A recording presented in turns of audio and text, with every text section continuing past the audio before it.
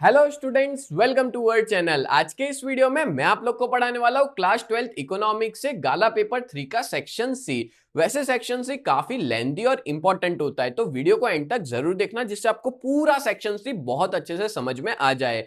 आगे बढ़ने से पहले मैं आप लोग को बता दूं कि अगर आप लोग ने हमारी चैनल को सब्सक्राइब नहीं किया है ना, तो जल्द से जल्द कर देना, बिकॉज जब तक आपका 12th फिनिश नहीं हो जाता तब तक मैं आपके लिए अच्छे अच्छे वीडियोस बनाता रहूंगा और हमें ना आपके सपोर्ट की काफी ज्यादा जरूरत है। तो ये वीडियो आपके सारे दोस्तों तक भेज दो और उनको भी कहो कि वो भी सब्सक्राइब कर ले, बिकॉज आपका एक सब्सक्राइब हमें मोटिवेट करता है कि आपके लिए और भी ऐसे वीडियोस लेकर के आए। और अगर आप लोग 12 बोर्ड्स के लिए बहुत बढ़िया तरीके से प्रिपरेशन करना चाहते हो ना, तो आप लोग हमारी सुप्रीम बैच में ज्वाइन हो सकते हो, जहां पे हम लोग 4 सब्जेक्ट्स पढ़ाते हैं, अकाउंट, स्टैट्स, इकोनॉमिक्स और ओसीएम। तो अगर आप लोग के एंड टाइम पे ट्यूशन वाले अच्छे से पढ़ा नहीं रहे या नहीं बुला रहे हैं, डाउट्स क्लियर नहीं हो पा रहे, तो डेफिनेटली आप सभी लोग हमारे इस बैच में जरूर ज्वाइन होना, जिससे आपके हर एक डाउट अच्छे से सॉल्व हो जाएंगे और आपके हर एक कंसेप्ट क्लियर हो जाएंगे। तो कैसे जुड़ना है, तो डिस्क्रिप्शन में हमारे ऐप की लिंक देके रखिए, उसको क्लिक करो और हमारी ऐप डाउनलोड करो और उसमें आपको सारी डिटेल्स मिल जाएगी। तो चलिए शुरुआत करते हैं आज के हमारे इस वीडियो की, जहां पे हम लोग सॉल्व करेंगे गाला पेपर 3 का सेक्शन सी। तो बात करें सेक्शन सी की, तो आपको मैं बता दूं टोटल 16 क्वेश्चंस आपको इस सेक्शन में देके रखे होंगे, जिसमें से आपको कोई भी 12 करने हैं, ठीक है।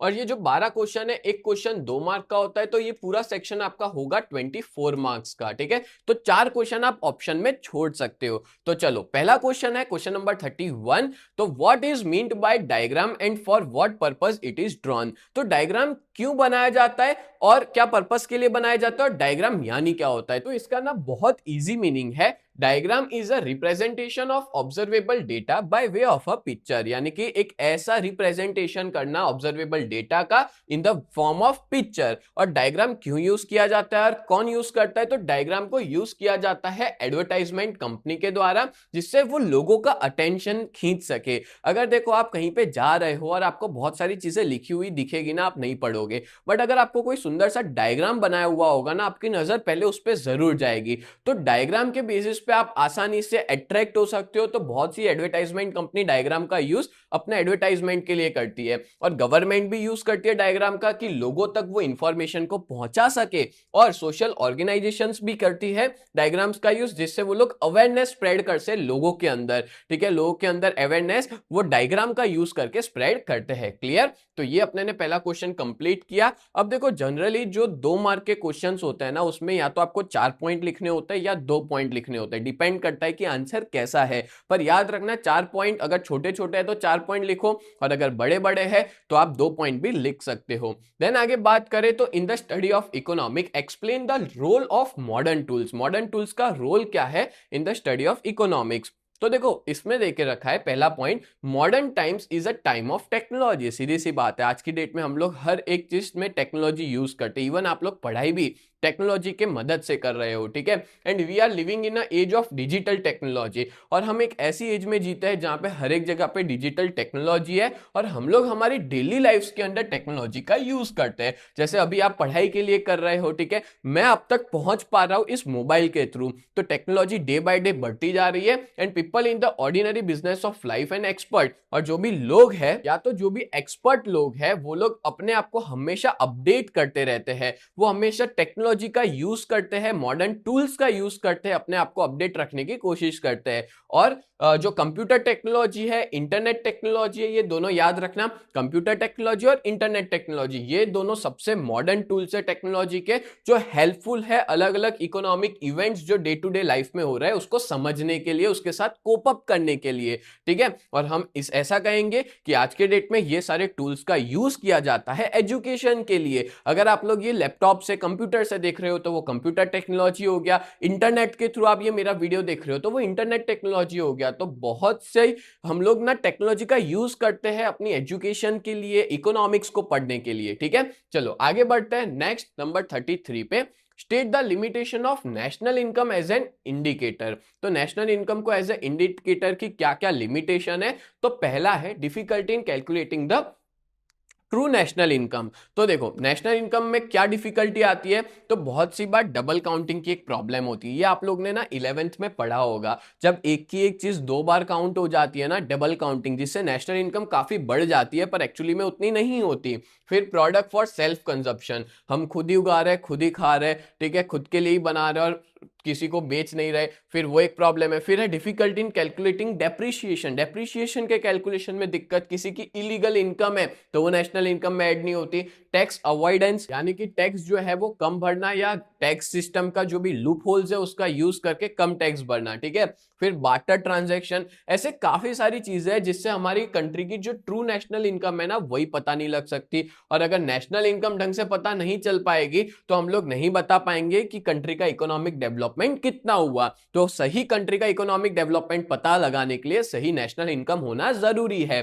देन आगे बात करें number 2, method of calculating national income. तो देखो दूसरा ये भी एक लिमिटेशन है कि टोटल ना 3 तरह की मेथड है। जैसे नेशनल इनकम को कैलकुलेट किया जाता है प्रोडक्शन मेथड से, इनकम मेथड से और एक्सपेंडिचर मेथड से। अब मान लो कि मेरे को दो कंट्री के बीच में कंपैरिजन करना है, ठीक है, इंटरनेशनल कंपैरिजन करना है, दो कंट्री की नेशनल इनकम को मैच करना है, जैसे ऑस्ट्रेलिया और इंडिया की नेशनल इनकम को कंपेयर करना है। पर ऑस्ट्रेलिया वाला मान लो कि इनकम मेथड यूज करता है और हम लोग इंडिया वाले प्रोडक्शन मेथड का यूज करते हैं, तो हम नहीं कंपेयर कर पाएंगे। तो ये भी एक सबसे बड़ा दिक्कत होता है नेशनल इनकम को कैलकुलेट करने में कि अलग अलग कंट्री अलग अलग मेथड्स का यूज करती है, जिसकी वजह से कंपैरिजन नहीं हो पाता, कंपैरिजन पॉसिबल नहीं है। बोलो क्लियर हो गया। देन है number 34, state the positive aspects of PQLI. और यहां पे लिखा भी है एनी 4 पॉइंट्स बताने हैं, क्या क्या इसके पॉजिटिव एस्पेक्ट्स है। तो पहला है पीक्यूएलआई इंक्लूड्स फैक्टर्स लाइक, इसमें कौन से फैक्टर होते हैं, तो लिटरेसी होता है, लाइफ एक्सपेक्टेंसी होता है, और तीसरा बचा इन्फेंट मोर्टालिटी रेट। तो ये जो तीनों फैक्टर है ना वो क्या बताते हैं, ये बताता है स्टैंडर्ड ऑफ ह्यूमन लाइफ, यानी कि हमारी ह्यूमन लाइफ का स्टैंडर्ड क्या है, सोशल स्टेटस क्या है, हेल्थ सिचुएशंस क्या है कंट्री की, ठीक है। इसलिए पीक्यूएलआई बहुत बढ़िया है जिसमें ये 3 चीज आ जाती है। और पता है आपको पीक्यूएलआई को एक बेटर इंडेक्स माना जाता है जब इसको कंपेयर करें पर कैपिटा इनकम इंडेक्स से, मतलब पीक्यूएलआई इज बेटर देन पर कैपिटा इनकम। अब आपको पता ही होगा कि कंट्री का इकोनॉमिक डेवलपमेंट 4 तरीके से मेजर हो सकता है। चैप्टर नंबर 2 खोलना, आपको तुरंत दिख जाएगा उसमें, जिसमें पहला है वो है आपका नेशनल इनकम, दूसरा है पर कैपिटा इनकम, तीसरा है physical quality of life index, और चौथा है एचडीआई। आपको पता है जो नेशनल इनकम है ना उससे अच्छा पर कैपिटा इनकम है एज एन इंडिकेटर, जो पर कैपिटा इनकम है उससे अच्छा पीक्यूएलआई है, physical quality of life index, और physical quality of life index से अच्छा इंडिकेटर एचडीआई है, ह्यूमन डेवलपमेंट इंडेक्स। तो यहां पे यही दिया कि पीक्यूएलआई अच्छा इंडिकेटर है पर कैपिटा इनकम वाले से।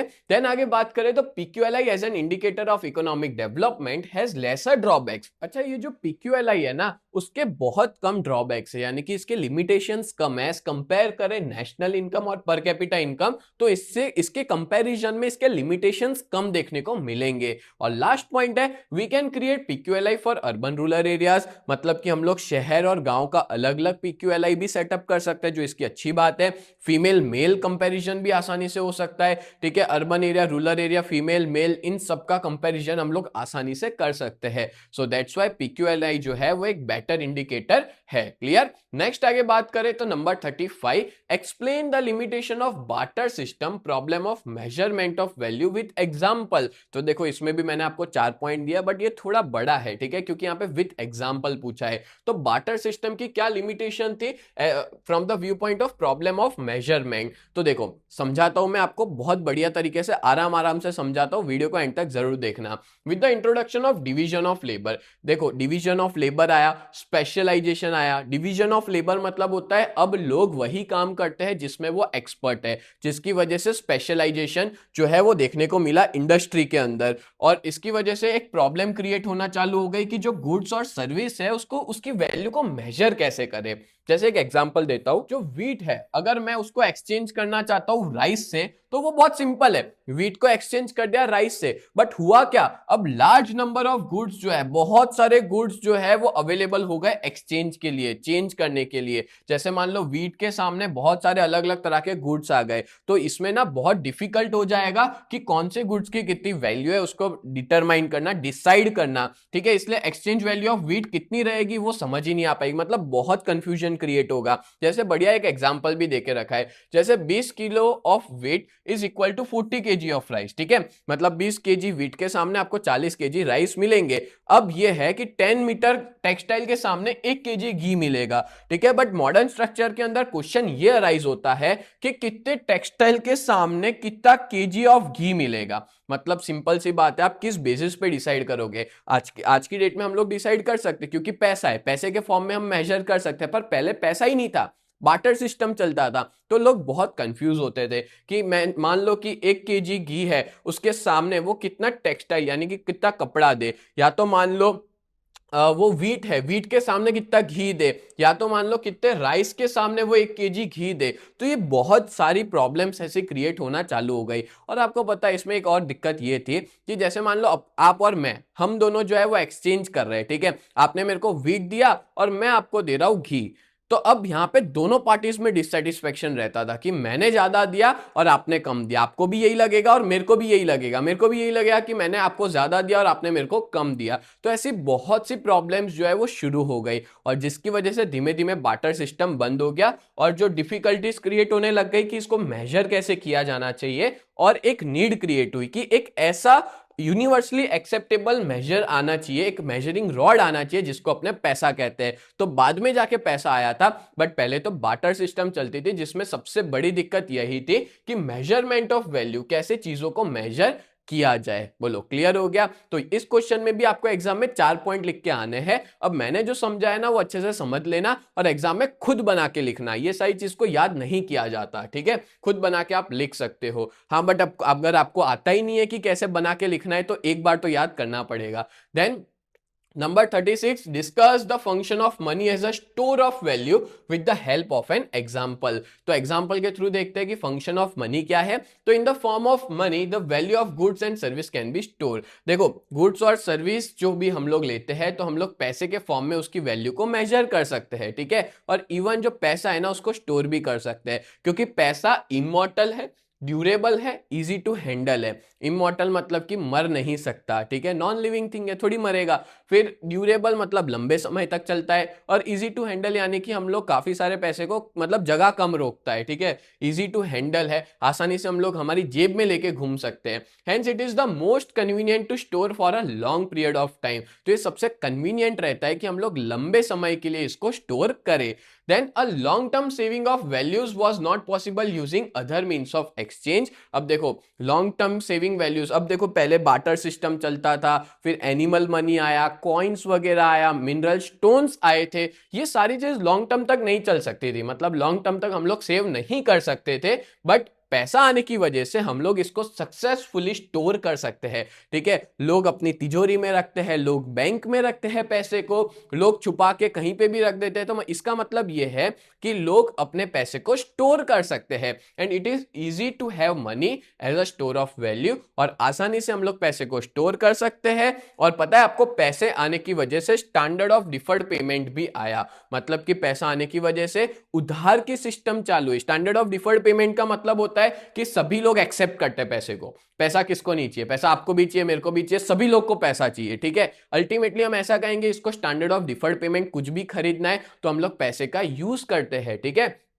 And it provide an important basis for entire system of credit. आपको पता है पैसा आने की वजह से 3 सिस्टम आई, एक तो उधार जिसको क्रेडिट बोलते हैं, क्रेडिट सिस्टम आई, दूसरा हायर परचेस, ठीक है, यहां पे स्पेलिंग में थोड़ी गड़बड़ है, ठीक है, इसकी स्पेलिंग आएगी HIRE, हायर परचेस सिस्टम आया, यानी कि मैं किसी की भी चीज को उधार पे या तो हम कहेंगे रेंट पे ले सकते हैं। एंड इंस्टॉलमेंट पेमेंट, यानी कि इंस्टॉलमेंट में अपने जो EMI सिस्टम है ना वो भी पैसा आने के बाद ही आई है, क्लियर। तो ये अपने ने देखा function of money as a store of value, हम लोग आसानी से पैसे को स्टोर कर सकते हैं, इसमें भी आप लोग 4 पॉइंट लिखना। देन आगे बात करें तो नेक्स्ट क्वेश्चन है, explain any 2 non monetary function of RBI। RBI यानी कि सेंट्रल बैंक, उसके कौन से दो नॉन मॉनेटरी फंक्शंस है जिसमें पैसा इन्वॉल्व नहीं होता। तो पहला है रेगुलेशन एंड सुपरविजन। आपको पता है सेंट्रल बैंक जो है ना, वो जितनी भी पूरा फाइनेंशियल या मनी मार्केट है, फाइनेंशियल मार्केट या मनी मार्केट, उन पूरे मार्केट को हैंडल करती है, उस पूरे मार्केट को रेगुलेट करती है, नजर बना के बैठती है कि कोई गड़बड़ तो नहीं कर रहा। हर एक बैंक के ऊपर वो नजर बना के बैठती है, ठीक है। And it regulate branch expansion. अगर कोई बैंक का ब्रांच एक्सपांशन है, या स्केड्यूल बैंक का या नॉन स्केड्यूल बैंक का, फाइनेंस कंपनीज का, नॉन फाइनेंशियल कंपनी का, या हम कहेंगे कोऑपरेटिव बैंक के वर्किंग को और उनके एक्सपांशन को रेगुलेट करती है आरबीआई। देन बात करें, दूसरा फंक्शन है प्रमोशनल फंक्शन। प्रमोशनल फंक्शन में क्या दिया है, जो सेंट्रल बैंक है ना, वो बैंकिंग अवेयरनेस क्रिएट करती है लोगों में, क्योंकि सेंट्रल बैंक चाहती है कि ज्यादा से ज्यादा लोग बैंक का यूज करें हर एक तरह के ट्रांजैक्शन करने के लिए। And it encourages branch expansion in rural areas. और गांव के अंदर भी जो ब्रांच एक्सपांशन है, मतलब कि नंबर ऑफ ब्रांचेस ओपन करना, वो भी काम किसका है, आरबीआई का है। Then it promote setting of cooperative bank in the interest of the people. ज्यादा से ज्यादा कोऑपरेटिव बैंक बनाना, क्योंकि जो कोऑपरेटिव बैंक होती है ना, वो लोगों के अच्छे के लिए काम करती है। तो ज्यादा से ज्यादा बैंक को सेटअप करना। And it makes afford to get more and more people under the organise money market. और वो हमेशा आरबीआई चाहती है, और वो एफर्ट्स भी डालती है कि ज्यादा से ज्यादा लोग जो है वो ऑर्गेनाइज मनी मार्केट में आए, और इसके अंदर ही वो अपना ट्रेड वगैरह कुछ भी है वो पूरा ऑर्गेनाइज मनी मार्केट के अंदर करे। क्लियर। तो इस तरह से दो मॉनेटरी फंक्शन है, नॉन मॉनेटरी फंक्शन है। पहला क्या पढ़ा, रेगुलेशन एंड सुपरविजन, और दूसरा क्या पढ़ा, प्रमोशनल फंक्शंस। क्लियर। ये दो हेड पॉइंट अच्छे से याद रखना। देन आगे बात करें, बट आगे बढ़ने से पहले मैं आप लोग को बता दूं कि अगर आप लोग 12th में हो और बहुत ही बढ़िया तरीके से प्रिपरेशन करना चाहते हो ना चारों सब्जेक्ट की, अकाउंट, स्टैट्स, इकोनॉमिक्स और ओसीएम, तो आप लोग हमारी इस कोर्स में ज्वाइन हो जाओ, जिसकी प्राइस बहुत ही ज्यादा नॉमिनल है। चारों सब्जेक्ट की मिला के 1999, यानी कि 2000 रुपए में चारों सब्जेक्ट मिल जाएंगे। एज वेल एज हमारी बहुत बढ़िया टीम है। कल्पेश सर जो है वो आपको अकाउंट्स पढ़ाएंगे, हेमल सर आपको स्टैटिस्टिक्स पढ़ाएंगे, और मैं आप लोग को इकोनॉमिक्स और ओसीएम पढ़ाऊंगा। और सच बता रहा हूं, इसमें काफी बच्चे जुड़ चुके हैं, काफी बच्चे ज्वाइन हो चुके हैं। अगर आप अच्छा रिजल्ट चाहते हो तो इसमें अगर ज्वाइन होते हो ना, तो सच में बहुत बढ़िया रिजल्ट आएगा। आपको हर एक चैप्टर्स के रिकॉर्डेड वीडियोस मिलेंगे, आप वहां पे टेस्ट दे पाओगे, मतलब टेस्ट सीरीज अवेलेबल है, एमसीक्यूज के फॉर्म में आप अलग अलग टेस्ट दे पाओगे। एज वेल एज आपको वहां पे काफी सारा स्टडी मटेरियल मिलेगा जो आपके बोर्ड की एग्जाम में काफी हेल्पफुल रहेगा। और मैं मोस्ट इंपॉर्टेंट क्वेश्चन पहले हमारी इस ऐप में लाऊंगा, सुप्रीम बैच में लाऊंगा, जो इस बार बोर्ड में पूछे जाएंगे। ठीक है, most expected, most likely questions जो है वो मैं आपको पहले ऐप में दूंगा। तो सच बता रहा हूं, आप सब लोग ऐप में जुड़ जाओ। और अगर आप लोग हमारे इस कोर्स के बारे में ज्यादा डिटेल्स चाहते हो तो हमारी वेबसाइट को विजिट कर सकते हो, www.ugt.co.in। ठीक है। अगर आप हमारा कांटेक्ट करना चाहते हो तो हमारा ऑफिस का नंबर है 7202012221। ठीक है, इस पे आप हमारा कांटेक्ट कर सकते हो। और अगर आपने हमारी ऐप को डाउनलोड नहीं किया, अगर कैसे ज्वाइन होना है तो बता देता हूँ। ऐप को डाउनलोड कर दो, यूजीटी नाम से आपको प्ले स्टोर पे मिल जाएगी। और अगर आप आईफोन यूजर हो तो आपको उसमें माई इंस्टीट्यूट के नाम से मिलेगी आईफोन के अंदर। ठीक है, तो आप लोग डाउनलोड कर लेना ऐप स्टोर से, और उसका जो ORG कोड होगा वो होगा VUGKX। ये अपना ORG कोड है, वो डाल देना तो अपनी ऐप चालू हो जाएगी। ठीक है, चलो आगे बढ़ते हैं। तो 38 नंबर का क्वेश्चन देके रखा है, give the types of deposit accepted by commercial bank. Commercial bank कितने टाइप्स के डिपॉजिट को एक्सेप्ट करती है? तो देखो, मेनली 3 तरह के डिपॉजिट को एक्सेप्ट करती है, करंट अकाउंट, सेविंग अकाउंट और फिक्स्ड और लॉन्ग टर्म डिपॉजिट, जिसको अपने FDB कहते हैं। तो पहला देख लेते हैं करंट अकाउंट डिपॉजिट क्या होता है। तो करंट अकाउंट ऐसा अकाउंट होता है जो ओपन किया जाता है बैंक के पास in the name of business. ज्यादातर ना बिजनेसमैन जो होता है वो ओपन करवाता है, क्योंकि उनको एक दिन के अंदर काफी सारे ट्रांजैक्शन करने होते हैं। कोई भी फर्म के नाम पे या कोई भी इंडिविजुअल के नाम पे ओपन करवाया जा सकता है। फिर आगे बात करें तो जो the deposit in this account are more liquid than deposit in any other account. Liquid का मतलब होता है which can be converted into cash, which can be easily transfer to another person. किसी को भी मैं भेज सकता हूं, कितनी भी बार ट्रांजैक्शन कर सकता हूं, पैसा निकाल सकता हूं, पैसा डलवा सकता हूं। ठीक है, ये इसका बहुत बढ़िया फीचर है कि इसमें पैसा जो है वो सबसे ज्यादा लिक्विड होता है। और आगे बात करें, इसमें हम लोग एक दिन के अंदर नंबर ऑफ टाइम्स पैसे को निकाल सकते हैं और डिपॉजिट करवा सकते हैं। इस पे कोई तरह की रोक टोक नहीं होती। And customer do not gate interest on current account deposit. और ये भी याद रखना कि कस्टमर्स को कभी भी इंटरेस्ट नहीं मिलता करंट अकाउंट डिपॉजिट पे। ऊपर से बहुत सी बैंक तो ना उसके सर्विस चार्ज लेती है कि हम लोग सर्विस दे रहे हैं ना आपको करंट अकाउंट की, तो उसका सर्विस चार्ज दो। तो ऐसी सारी बहुत सी चीजें होती है करंट अकाउंट के अंदर। और एक और बात, यहाँ पे आप लोग ओवरड्राफ्ट भी कर सकते हो, ठीक है, आपके जो बैलेंस है उससे ज्यादा बैलेंस भी आप निकाल सकते हो। क्लियर? तो करंट अकाउंट डिपॉजिट जो होता है उस पर इंटरेस्ट नहीं होता, पैसा सबसे ज्यादा लिक्विड होता है, ज्यादातर बिजनेसमैन इसको ओपन करवाते हैं। देन आगे बात करें तो नंबर 2 है सेविंग अकाउंट डिपॉजिट। तो सेविंग अकाउंट डिपॉजिट क्या होता है? तो जो लोग हैं जनरली इसमें डिपॉजिट करते हैं वो शॉर्ट पीरियड के लिए करते हैं। देखो आप लोगों का ना अगर होगा भी अकाउंट, या आपके पेरेंट्स का, ज्यादातर लोगों का सेविंग अकाउंट होगा। हाँ, अगर आपके पेरेंट्स बिजनेसमैन है, बिजनेस चलाते हैं, तो करंट अकाउंट होगा, बाकी ज्यादातर लोगों का सेविंग अकाउंट ही होगा। यहाँ पे पैसा शॉर्ट पीरियड के लिए हम लोग रखते हैं और बैंक हमको इंटरेस्ट देती है। पर आज की डेट में बात करें तो सेविंग अकाउंट पे इतना ज्यादा इंटरेस्ट नहीं है, 3 से 4% मिलता है पर एनम, पूरे साल का 3 से 4% मिलता है। And upon requirement they can withdraw with cheque और विड्रॉल स्लिप, और हम लोग ना यहाँ पे चेक और विड्रॉल स्लिप के बेसिस पे पैसा निकाल भी सकते हैं, ठीक है, चाहे तब। And in present times they can also withdraw money from the account by using debit card और क्रेडिट कार्ड। सीधी सी बात है, डेबिट क्रेडिट कार्ड का यूज करके भी हम लोग पैसा निकाल सकते हैं, एटीएम कार्ड का यूज करके पैसा निकाला जा सकता है। देन है नंबर 3 फिक्स और लॉन्ग टर्म डिपॉजिट। तो ये जो डिपॉजिट होता है ना वो फिक्स पीरियड ऑफ टाइम के लिए होता है। आपको पता ही है, एफडी आपने नाम सुना होगा अपने पेरेंट्स के मुंह से काफी बार। एफडी है, फिक्स डिपॉजिट है, जहां पे मैं ऐसा कह सकता हूं कि आपको लमसम अमाउंट डालनी रहती है, जैसे 2 लाख रुपए या 5 लाख रुपए या 1 लाख रुपए अगर आपने डाल दिए और वो कुछ टाइम के लिए फिक्स लॉक हो जाएंगे, ठीक है, मतलब कि आपको उतने टाइम तक वहां पे रखने पड़ेंगे। जनरली ये लॉन्ग टर्म पीरियड होता है, तभी जाके बैंक सबसे ज्यादा जो इंटरेस्ट रेट होता है ना वो इसी अकाउंट पे देती है। एमसीक्यूज में भी आ सकता है। देखो एमसीक्यूज में ये पूछ सकते हैं कि कौन से अकाउंट का इंटरेस्ट नहीं होता, इंटरेस्ट नहीं मिलता, तो करंट अकाउंट। और कौन सा ऐसा अकाउंट है जिसपे सबसे ज्यादा इंटरेस्ट मिलता है? तो इसका आंसर है फिक्स डिपॉजिट, सबसे ज्यादा इंटरेस्ट मिलता है और हमको एक फिक्स पीरियड के लिए यहाँ पे पैसा रखना पड़ता है, और जब वो टाइम पीरियड खत्म हो जाता है, मैच्योरिटी पीरियड खत्म हो जाता है, उसके बाद हम उस पैसे को वापस ले सकते हैं विथ इंटरेस्ट, ठीक है। और सबसे हाईएस्ट इंटरेस्ट इसका ही होता है। अब आप लोग के दिमाग में आएगा सर कितना इंटरेस्ट होता है, तो अप्रोक्स बता दूं कि 6, 7, 8 अलग अलग वेरी करता है अलग अलग बैंक का, पर इतना इंटरेस्ट रेट तो होता है 6%, 7%, 8% जितना, ठीक है। और कस्टमर जो है उसको ओवरड्राफ्ट फैसिलिटी भी मिलती है इस तरह के डिपॉजिट पे, मतलब जितना पैसा है उससे ज्यादा पैसा निकाल सकते हैं, ठीक है। तो याद रखना कितने तरह के डिपॉजिट कमर्शियल बैंक एक्सेप्ट करती है, तो 3, करंट अकाउंट, सेविंग अकाउंट और फिक्स टर्म डिपॉजिट। और आपकी बुक में एक और देके रखा था रिकरिंग अकाउंट डिपॉजिट, तो वो सेविंग अकाउंट का ही पार्ट है, ठीक है, रिकरिंग अकाउंट। बट एक्चुअली में ये 2 मार्क का क्वेश्चन है तो इतने ज्यादा हम लोग लिख नहीं सकते पॉइंट, नहीं तो वो भी इन्वॉल्व कर देता। क्लियर? चलो नेक्स्ट है number 39, discuss the causes of rural poverty in India. तो भाई रूरल पॉवर्टी के ना 2 तरह के कॉजेज है, एक है नेचुरल कॉज और दूसरा है डेमोग्राफिक फैक्टर्स। तो एक एक करके हम लोग समझते हैं। तो इंडिया जो है वो एक एग्रीकल्चर कंट्री है फ्रॉम द बिगिनिंग, शुरुआत से इंडिया एक एग्रीकल्चर कंट्री रहती हुई आई है, और आज के डेट में भी जो मेजर पोर्शन है, मतलब ज्यादातर लोग जो है ना वो गांव में रहते हैं, विलेजेस में रहते हैं, और वो लोग किस पे डिपेंड है? वो लोग डिपेंड है एग्रीकल्चर सेक्टर पे, एग्रीकल्चर करते हैं गांव में रहने वाले ज्यादातर लोग। और अपनी कंट्री में एग्रीकल्चर डिपेंड है स्काई पे, मतलब यहाँ पे प्रॉपर इरिगेशन फैसिलिटी नहीं मिलने की वजह से रिपीटेड ड्रॉट होते हैं, सूखापन, बारिश नहीं गिरती, ड्रॉट मतलब अनसर्टेनिटी ऑफ मॉनसून, मॉनसून की अनसर्टेनिटी, कभी बहुत ज्यादा बाढ़ जैसी सिचुएशन आ जाए, फ्लड वगैरह, ये सारी चीजों की वजह से ना प्रोडक्शन जो है वो कम रहता है, और फार्मर्स की इनकम क्या रहती है? कम और अनसर्टेन, मतलब कभी होती है कभी नहीं होती है।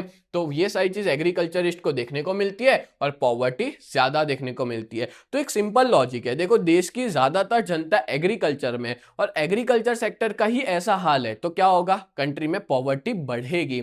सो ये था कॉजेज ऑफ रूरल पॉवर्टी। दूसरा कॉज है डेमोग्राफिक फैक्टर। देखो इंडिपेंडेंस के बाद प्लानिंग पीरियड के अंदर ना अपनी कंट्री का डेवलपमेंट हुआ, और अपनी कंट्री में जो रैपिड हेल्थ सर्विस बढ़ी है, मतलब कि बहुत तेजी से हेल्थ सर्विस में इंप्रूवमेंट हुआ है, और जिसकी वजह से अपनी कंट्री का जो डेथ रेट है ना वो क्या हो गया? कम हो गया। बट बात करें बर्थ रेट की, तो बर्थ रेट कम नहीं हुआ, डेथ रेट एकदम स्पीड से कम हो गया। इसकी वजह से क्या होगा? लोग जो है वो पैदा उतने के उतने हो रहे, पर मरने के लिए लोग कम हो गए, और इसकी वजह से कंट्री में जो है वो पॉपुलेशन बढ़ गई, और पॉपुलेशन बढ़ने की वजह से क्या होगा? पॉपुलेशन बढ़ने की वजह से पर कैपिटा इनकम नहीं बढ़ेगी फैमिली के अंदर, ठीक है, मतलब पर कैपिटा कैपिटा इनकम इतने अच्छे से नहीं बढ़ पाएगी, क्योंकि फैमिली में सभी लोग कमाने वाले नहीं होंगे, और इसकी वजह से लो पर कैपिटा इनकम की वजह से या फैमिली की साइज बड़ी होने की वजह से हमारी कंट्री में पुअर क्वालिटी ऑफ लाइफ देखने को मिला, यानी कि पॉवर्टी जो है वो देखने को मिली, खास करके रूरल एरियाज के अंदर, क्योंकि वहां पे फैमिली की साइज जो है ना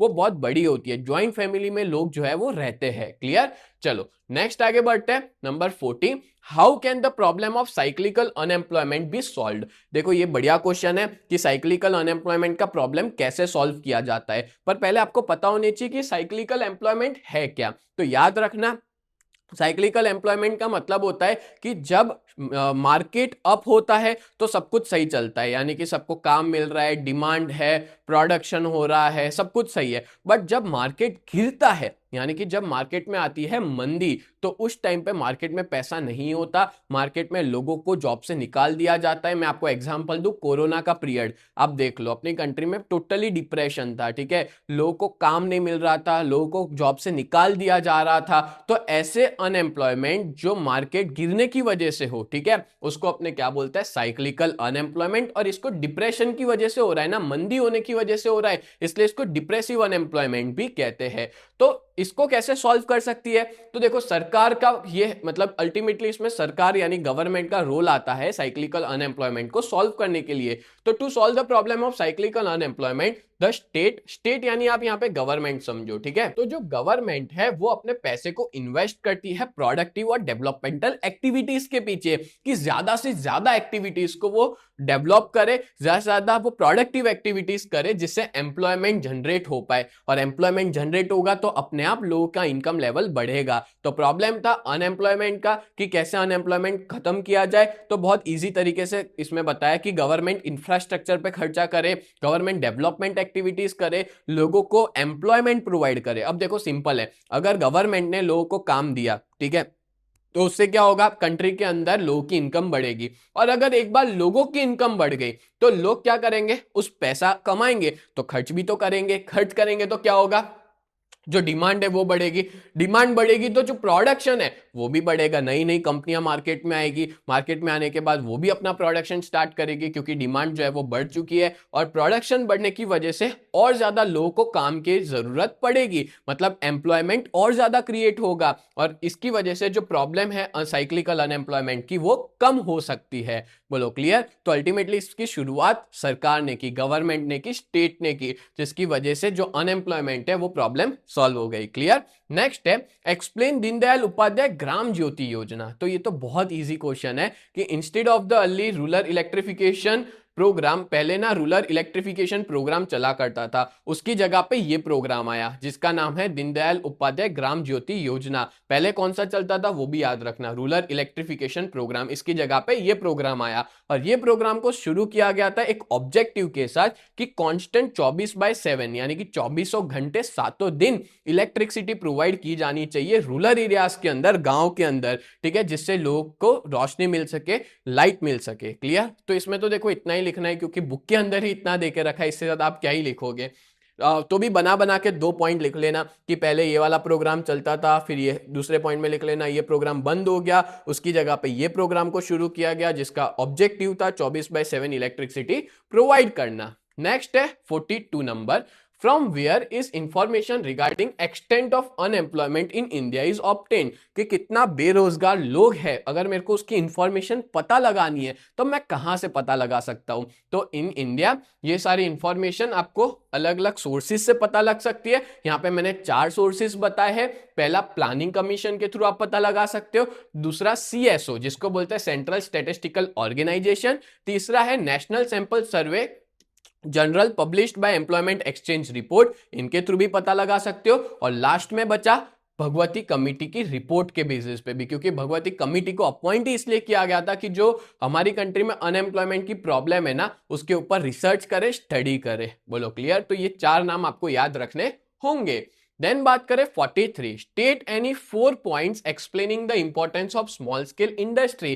कोई भी 4 पॉइंट बताओ जो स्मॉल स्केल इंडस्ट्री के इंपॉर्टेंस बताता हो। ये question most most most IMP question है ये, इस बार की एग्जाम में आ सकता है, चांसेस सबसे ज्यादा इस क्वेश्चन को एग्जाम में आने के। ये 2 मार्क में भी आ सकता है, 3 मार्क में भी आ सकता है और 5 मार्क में भी आ सकता है, ठीक है। Importance of small scale industry, तो पहला पॉइंट क्या दिया है, सेविंग ऑफ फॉरेन एक्सचेंज, यानी कि जो स्मॉल स्केल इंडस्ट्रीज होती है ना वो बहुत जरूरी होती है कंट्री के लिए। वो अपनी कंट्री में एक्सपोर्ट इनकम जनरेट करती है, मतलब कि अपनी कंट्री में एक्स्ट्रा प्रोडक्शन करती है और ये सारे गुड्स फॉरेन कंट्री में बेचे जाते हैं, जो भी एक्स्ट्रा प्रोडक्शन हो रहा है, और उसको बेच के अपनी कंट्री को मिलती है फॉरेन इनकम, ठीक है। तो एक्सपोर्ट इनकम अर्न की जाती है। जो इंडिया का इंपोर्ट एक्सपेंडिचर है वो भी कम हो जाता है, क्योंकि देखो अब यहाँ पे हम लोग इंपोर्ट नहीं करेंगे, क्यों, क्योंकि वो सारे गुड्स हमारे यहाँ पे लोकली अवेलेबल है, तो हम लोग का जो इंपोर्ट का खर्चा था वो कम हो गया इन इंडस्ट्रीज की वजह से, और इससे अपनी कंट्री का जो बैलेंस ऑफ पेमेंट है ना वो सुधरेगा, इंप्रूव होगा। बैलेंस ऑफ पेमेंट तो आपको पता ही है, बैलेंस ऑफ पेमेंट इंप्रूव होना यानी कि अपनी कंट्री के एक्सपोर्ट बढ़ना और इंपोर्ट कम होना, क्लियर। तो ये एक अच्छी बात है। ध्यान देखे तो शॉर्ट पीरियड ऑफ टाइम, पता है आपको जो स्मॉल स्केल इंडस्ट्री होती है ना वो हम लोग आसानी से स्टार्ट कर सकते हैं बहुत ही कम टाइम में, मतलब वेरी शॉर्ट पीरियड में हम लोग इसको शुरू कर सकते हैं, and it can started production in a very short period, और तुरंत, क्योंकि देखो इसमें ज्यादा पैसा नहीं चाहिए, कम पैसा चाहिए, मशीन्स तो चाहिए ही नहीं, लोग चाहिए, लेबर्स चाहिए काम करने के लिए, वो आसानी से मिल जाते हैं इंडिया जैसी कंट्री में। तो यहाँ पे कम पैसों में आप प्रोडक्शन शुरू कर सकते हो और वो भी बहुत कम टाइम में। अगर आप बड़ी इंडस्ट्री खोलोगे ना तो उसमें आपको काफी वक्त लगेगा, काफी टाइम लगेगा, बट शॉर्ट मतलब स्मॉल स्केल इंडस्ट्री में आपको शॉर्ट पीरियड में आप इंडस्ट्री में प्रोडक्शन स्टार्ट कर सकते हो। तो अब देखो मार्केट में कोई चीज की स्केयरसिटी है, स्केयरसिटी यानी कि कोई चीज की कमी है, मार्केट में कोई गुड्स नहीं अवेलेबल, तो आपको पता चला कि भाई ये गुड्स अवेलेबल नहीं है, एक काम करो फटाफट प्रोडक्शन चालू करो और ये मार्केट के अंदर आप वॉल्यूम में प्रोडक्शन करके तुरंत मार्केट में बेच सकते हो। तो इससे 2 फायदे हैं,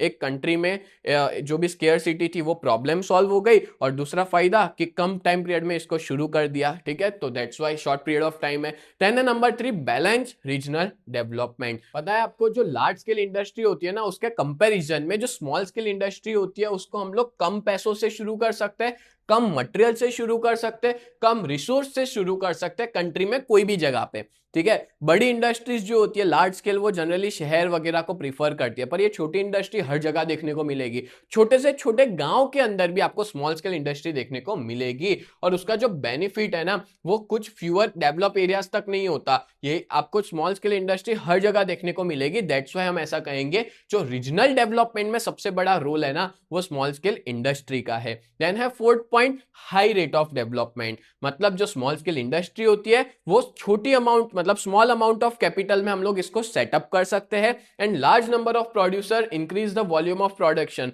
और बहुत सारे प्रोड्यूसर एक साथ अपने प्रोडक्शन को बढ़ा सकते हैं, अपनी इनकम को बढ़ा सकते हैं और बदलाव ला सकते हैं प्रोडक्शन के अंदर, मार्केट में बदलाव ला सकते हैं बहुत ही कम समय के अंदर। और ऐसा हम कह सकते हैं कि स्मॉल स्केल इंडस्ट्री अपनी कंट्री का जो ग्रोथ है, डेवलपमेंट का रेट है वो भी बढ़ाती है। क्लियर हो गया। तो इस तरह से एग्जाम में ना आपको 4 हेड पॉइंट्स तो याद करके ही जाने हैं। वैसे तो यहाँ पे स्टेट दे के रखा था, पर आप लोग ना अंदर भी एक्सप्लेन जरूर करना। स्टेट दे के रखा है मतलब ऐसा नहीं है कि सिर्फ हेड पॉइंट लिख के आओ, मतलब तो वही होता है, पर आपको नहीं करना है, आपको अंदर भी लिख के आना है, जिससे आपको मार्क्स मिले, चेकर को एक मौका ना मिले आपके मार्क्स काटने का, ठीक है। और हेड पॉइंट अच्छे से याद कर लेना, अंदर खुद बना के लिख लेना। क्लियर। चलो नेक्स्ट बढ़ते हैं आगे नंबर 44 पे।